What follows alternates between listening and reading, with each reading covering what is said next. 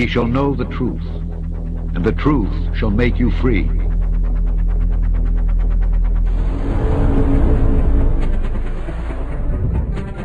A single idea from the human mind can build cities.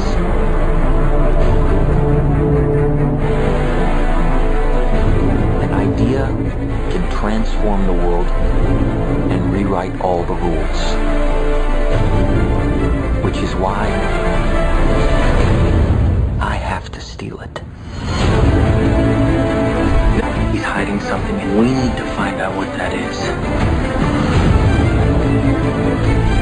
We gotta break out of here. Give him the kick!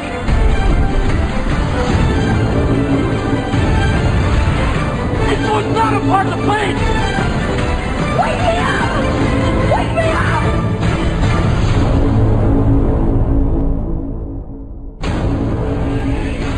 I know we have still not shattered that highest and hardest glass ceiling, but someday someone will, and hopefully sooner than we might think.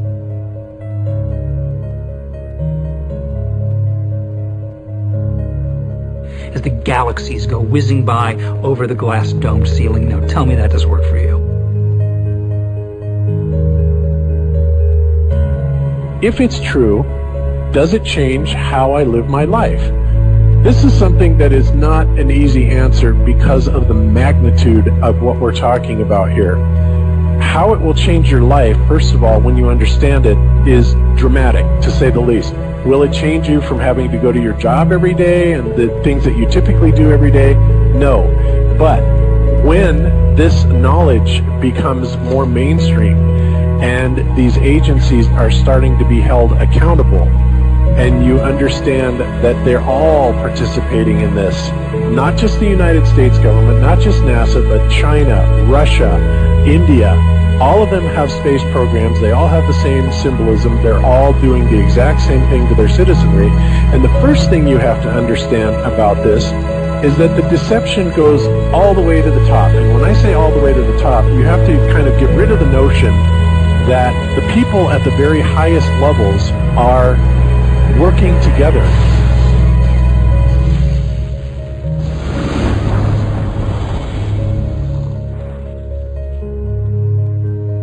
Why would they do this? Why are they trying to hide the fact that we are on an infinite plane or on a flat earth rather than a ball? Well, if you isolate people into the idea that they're on a blue marble that's in the middle of a universe that is really insignificant and there's thousands or millions and billions of other worlds and possibly other civilizations, that makes most people think that we are insignificant and that we did actually come about as some sort of an accident.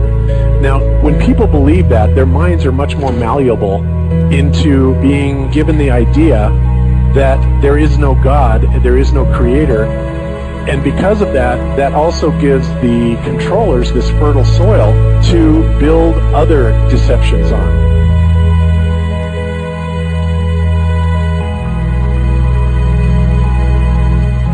You think that Truman has never come close to discovering the true nature of his world until now? We accept the reality of the world with which we're presented. It's as simple as that. It's as simple as that. It's as simple as that. It's about total control, mental, physical, spiritual, every way, shape, form possible. You have to remember how big of a conspiracy this is. This isn't talking about just the JFK thing or isn't talking about just 9/11. It's on an umbrella kind of system to where it is the biggest deception that there is. It actually exposes every other deception, and nothing else brings down the power of the elite because it really exposes education, science, the economy, television, museums, universities. Think of all the things that have been fooled. I feel worse for the people that are out there building satellites, the people that are out there actually working for these space agencies, the people out there teaching in schools as professors, because they would all come to the conclusion eventually, once this gets out, that they've all been contributing to the lie. Why do you believe what you believe? Prove it without using NASA or any other space agency, the government or military of any country in the world. Why would I say that? NASA has been proven to be liars time and time again. I could spend a whole weekend here showing you the lies of NASA. How many of you believe your government is 100% honest and can be trustworthy? And how many of you know the military answers to their government? Okay, so if those three sources are all proven liars, why would you trust them? Fool me once, right? Shame on you. Fool me twice, shame on me. I say, continue to believe pathological liars and you're an idiot. But that's what we've all done. And so, I look at these stuff, we've all seen the textbooks, we've all seen the videos and movies and all these things, and there's so much of it. Do you know what the budget NASA has? Do you know how much they get? How much money they get? Have you seen the movie Gravity? Okay. That's made for about $100 million, give or take. And if you saw the movie Gravity, that was pretty impressive. I saw it on IMAX, big screen, like, wow. I mean, I felt like I was with Sandra Bullock flying around in space, freaking out myself. Okay, this is what they're able to do with $100 million. What are you able to do with tens of billions of dollars a year since the 60s?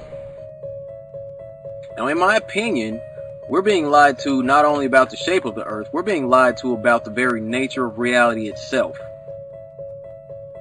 In 1954, Admiral Richard Byrd, a highly decorated naval officer, conducted an interview where he alluded to the idea that there may very well be land beyond the poles.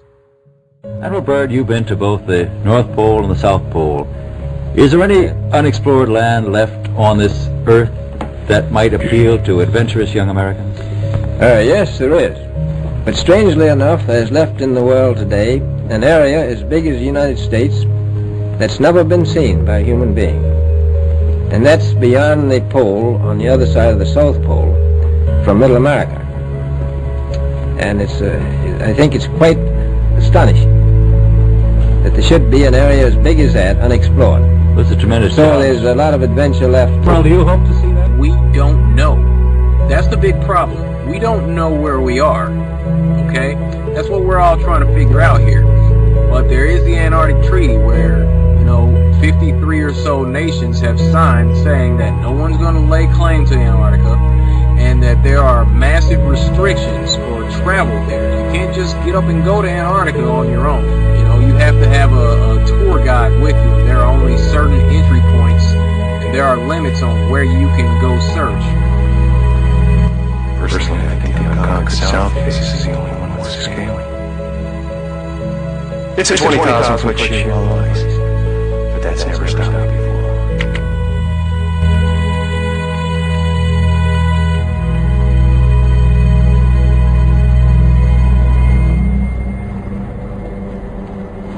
Welcome.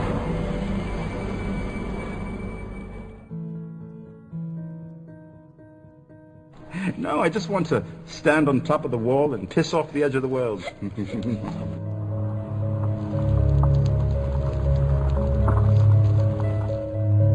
What difference does it make?